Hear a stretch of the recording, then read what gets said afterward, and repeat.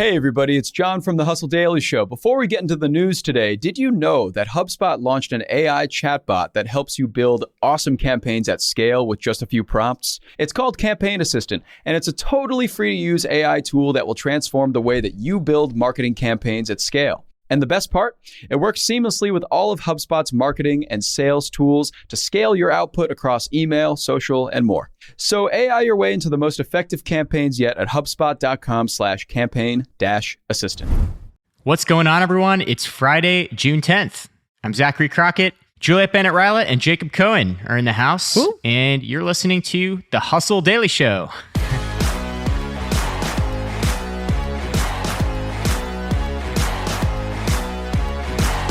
Today, JC, that's what we call him around here, he's going to take us through the tale of a bizarre, norm-breaking baseball team.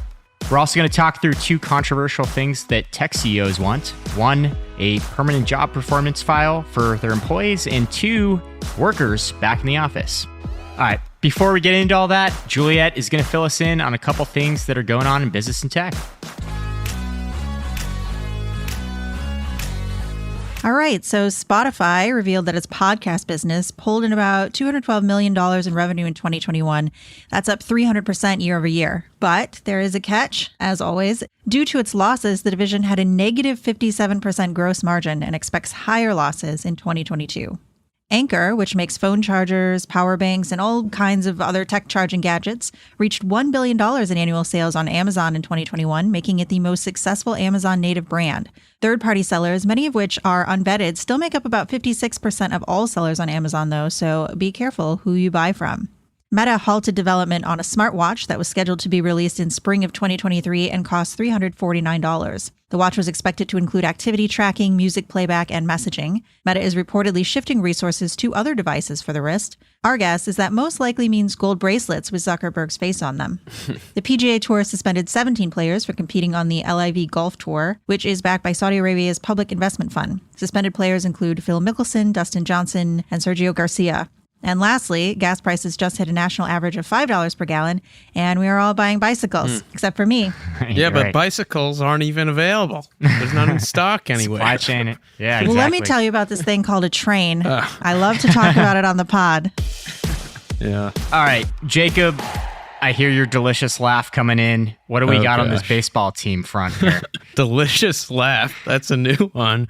Yes, I just wanted to discuss something that I thought people might find interesting. Perhaps a few people have heard of them, seen them. Perhaps a few people haven't.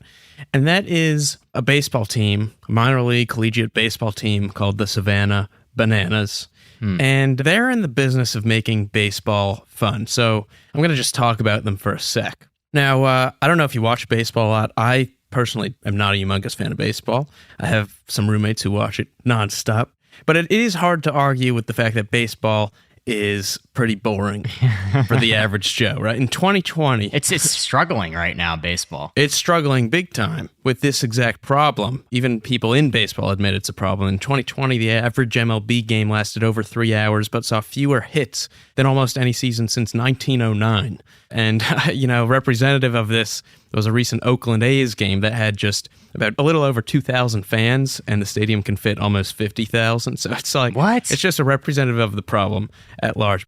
So it's perhaps not so surprising that this minor league team, the Savanah Bananas, who have the singular goal of doing the opposite of whatever is normal in baseball, have sold out every game since their founding in 2016. Wow. And really what they do is they just try to make baseball and baseball games fun. So you can kind of think of them as baseball's Harlem Globetrotters, but really they're on a whole nother level. Games include things like pitchers doing pitches on stilts, batters batting while doing splits, coaches doing ballet. They don't have classic pretty girl cheerleaders. So they have grandma cheerleaders over 65 years old known as the Banana Nanas. How about that? They also got rid of ads. You go to a baseball game, the whole stadium is splattered in corporate sponsorship. They got rid of that. 97% of their revenue comes from fans. They also have free food. Every ticket is general admission. That's huge. And includes food, which is great because if you go to a baseball game, you end up spending more money on Cracker Jacks and a beer then you like a $9 hot dog. Exactly. Dodger Stadium, $14 beers. And Right. So the team really views its stadium as an entertainment venue.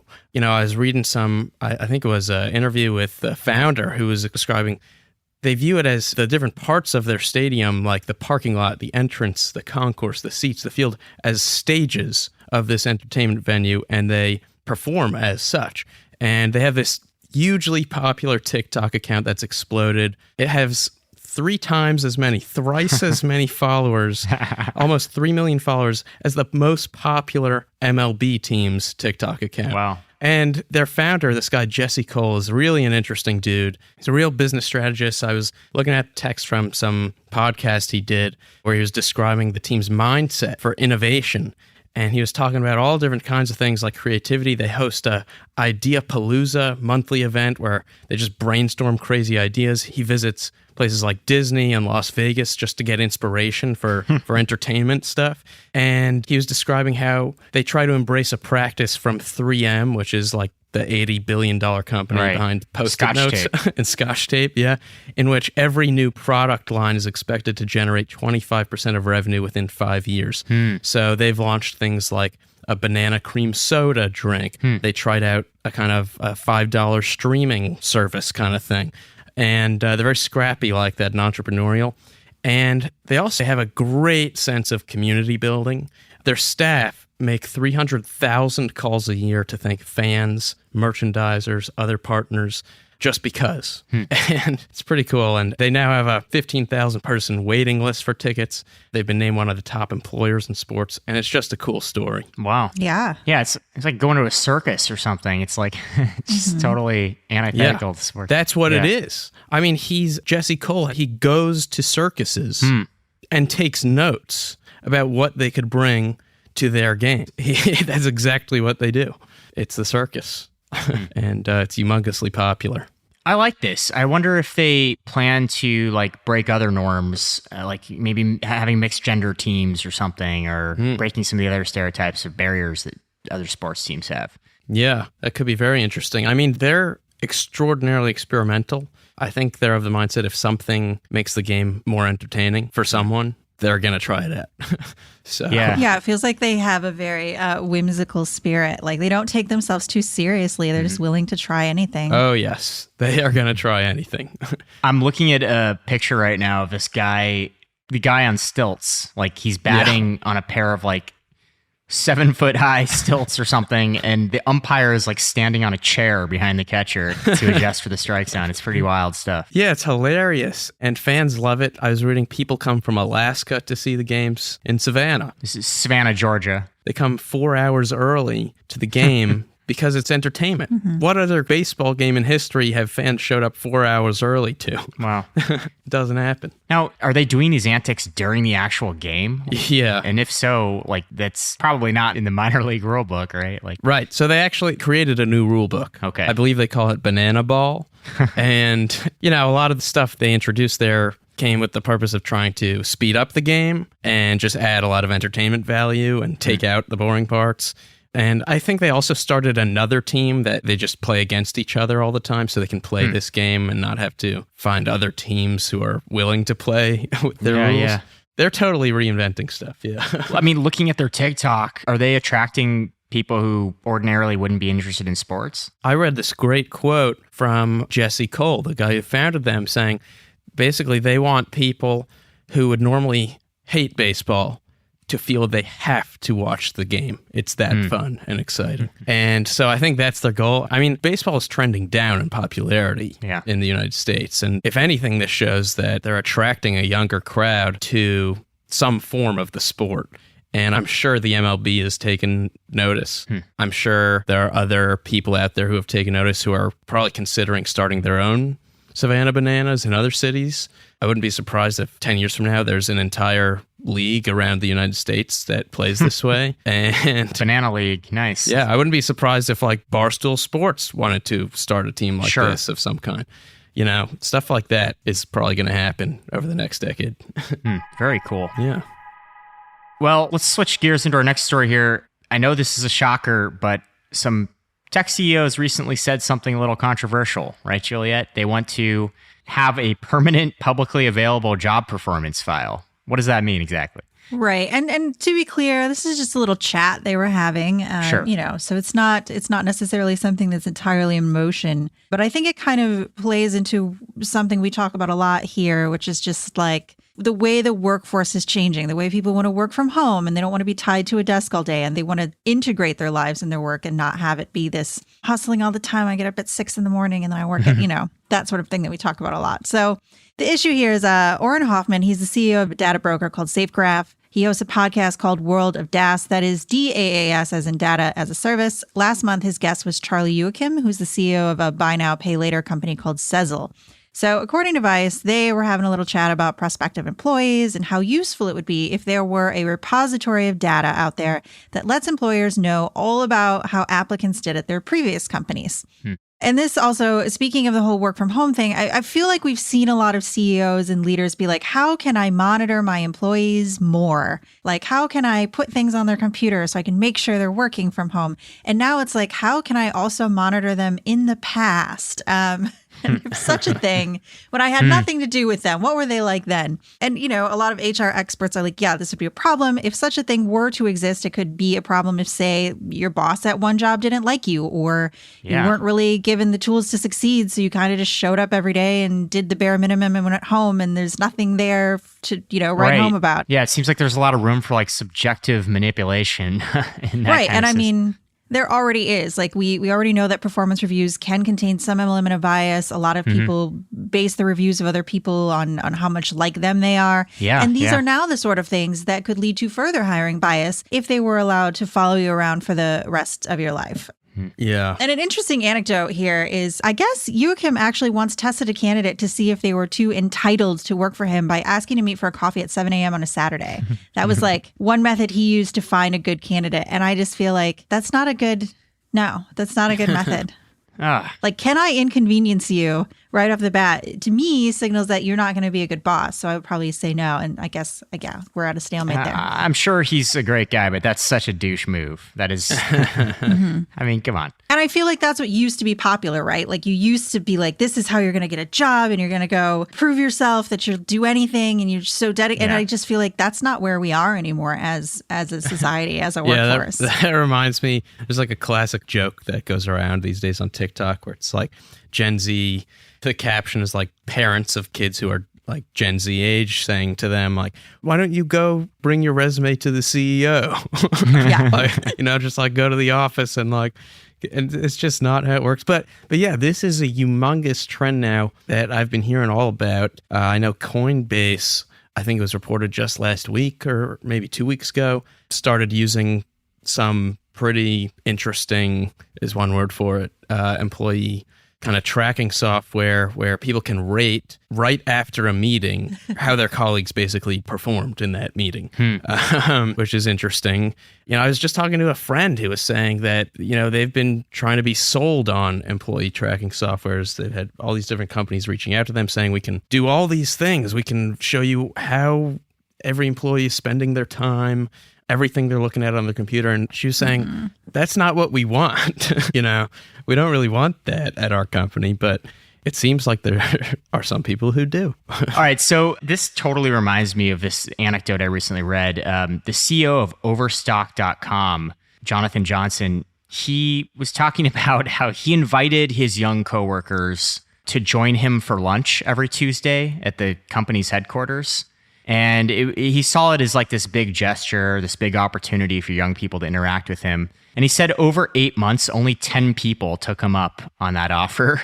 And he had this like funny quote where he was like, yeah, most of the time I just eat my peanut butter sandwich alone. Like nobody comes to eat lunch with me. And it kind of sparked this big debate about entitlement. And you had a lot of people in tech saying, when I was 25, I would have jumped at the opportunity to go eat a sandwich at the CEO of my company and network and advance. But then you have other people saying like, I don't really want to eat my lunch with you, dude. Like this is like my time of day. This is my time to escape from work. But it does kind of transition into our final topic here, which is, we've talked about a lot about work from home and how it's going to change the workplace. Obviously, There are companies dealing with this in wildly different ways. We recently saw Elon Musk threaten to essentially fire anyone who didn't come back to the office and work 40 hours a week in the office. Other companies are just accepting it as a new reality. You know, here at HubSpot, we have a flexible remote plan, for instance. But some interesting data has been coming out recently. Apparently, 50% of all companies in the United States want their workers back in the office 5 days a week. And firms all over the US are fighting to make this happen. The problem is that on the other side, the data is almost exactly inverse. 60% of workers who've been working from home don't want to give up the lifestyle. They want to stay working from home. So we're at this impasse, we're at this standstill, and it's still a workers' market right now. A lot of companies are bending backwards to try to recruit employees in this environment. They're doing things like buying beanbag chairs and ping pong tables and reverting to some of those, 2006 tech world tactics to get workers back into the office with, cereal bars and snacks and stuff like that. But a lot of companies are starting to curtail their expectations of these demands. Apple recently suspended its requirement that employees return to the office at least 3 days a week. McKinsey, this consulting firm that's notorious for in-person communication and strict standards about that, recently said that they're going to set agreements with their clients on an individual basis. Google postponed its return to the office, Intuit. So all of these companies are, rethinking their approaches to getting these workers back in the office. It's fascinating. I mean, it's kind of ironic because so many of these companies are companies whose products and who've just trumpeted the idea of remote work and they literally build products to conduct remote work, and yet they themselves aren't sure if it's the best way to go. Well, Jacob, you're one of the few people I know basically sitting alone in this enormous office in Boston a couple days a week, right? Yeah, I mean, HubSpot's, I think there are over 5,000 employees worldwide now. The headquarters is in Boston. It's a very, very large building. It's multiple buildings, and there are a few areas where people congregate, but there are areas, HubSpot hasn't required people to come back into the office. They're very flexible around this topic. And there are areas in the office that are empty, which is nice. I like working in kind of like, feels like a library setting, kind of nice for me. But I know it's not the gung-ho, like everyone in an office together, like shooting the shit kind of vibe that some people might want or might be used to in the past. So it is an interesting time to work at a tech company in that sense. Yeah. And, obviously we should say here, like a lot of Americans have been working in person this entire time, all the way through the pandemic. Retail workers, warehouse workers, restaurant workers, delivery drivers. And we spend a lot of time talking about the work from home debate, but, it's hard to kind of garner a wider sympathy for people who have desk jobs not wanting to return to the office when millions of Americans are out in the streets every day still just doing their job as usual. It's so true. Well, there is a silver lining for those people because I know people who worked out in the field the entire pandemic. And one thing that they said when everyone else was at home was it was nice to not have so much traffic.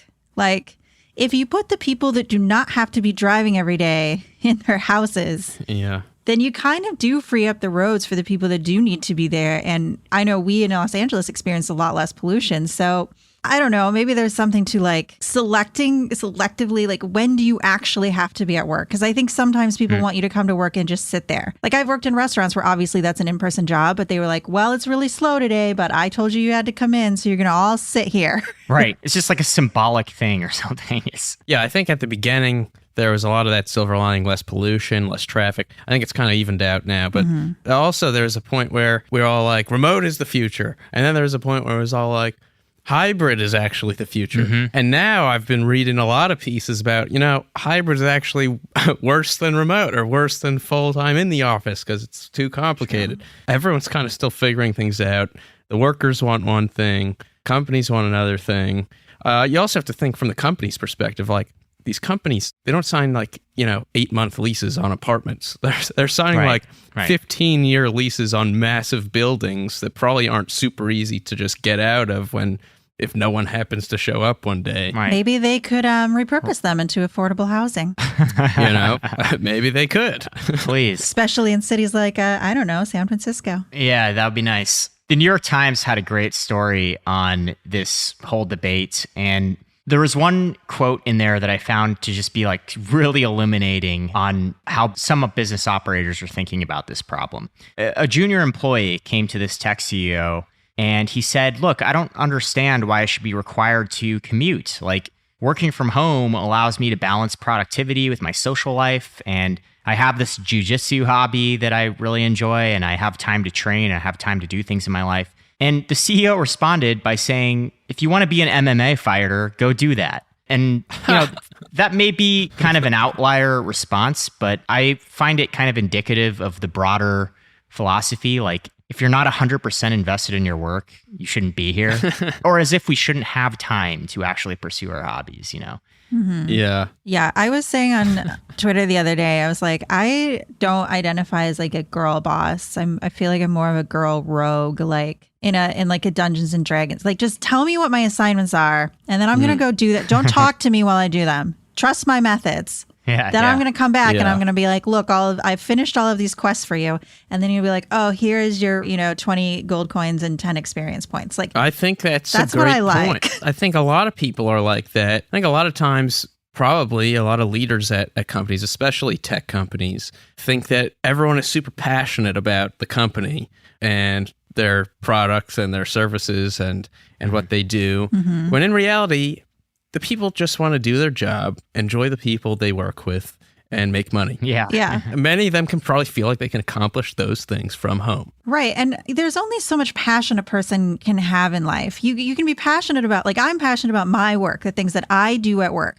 I am not passionate about whatever someone else in another department that I don't even know about is doing. Right. Because I am also passionate about things in my life. And I feel like we have long lived in a society where people are like, your job should be the number one thing in your life, unless you have a family, in which case that's the number one thing in your life. And you also can't be a CEO because you have a family. And I also think there has long not been a lot of trust. Like, Yes. if someone doesn't come to the office every single day, like, this is the best thing that's ever happened to me, this job, I'm here 10 minutes early, then like they don't trust you to do your work. Yeah. But I mean, most people do. Most people show up and they do what they're supposed to do, and they do it well, and they don't need to be told to. I think you nailed it. Like, to me, this is a trust issue. Employers should not be treating their workers like little children who are incapable of managing their time appropriately. We are all grown people. We have many years of experience. And I think in general, some of these employers who are reticent should just instill more trust in their workers. Why did they hire them in the first place? They're good. Mm-hmm. I do think, though, if you ask me, I'm almost 24. And, there are a lot of young people that work at these companies who are just starting their jobs, just getting out of college.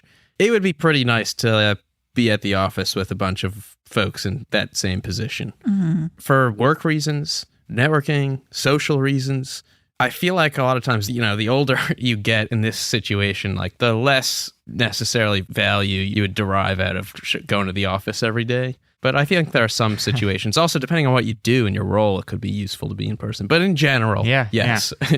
Yeah, and I mean, Americans are having midlife crises at like 32 now. So I think we're realizing it at younger and younger ages, how valuable time is and how finite it is. Right. And I do think people are pretty lonely, especially in America.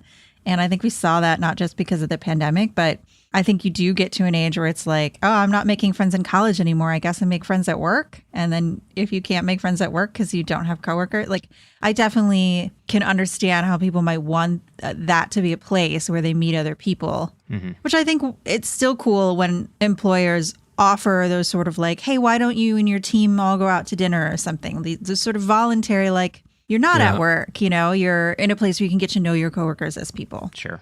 Yeah. All right. Well, that's going to do it for us today. As always, thanks for tuning into the Hustle Daily Show. We're a proud part of the HubSpot Podcast Network. Our editor is Robert Hartwig, and our executive producer is Darren Clark. If you liked what you heard today, we've got a lot more tech and business coverage over at thehustle.co. Go check it out, and we'll see you all next week.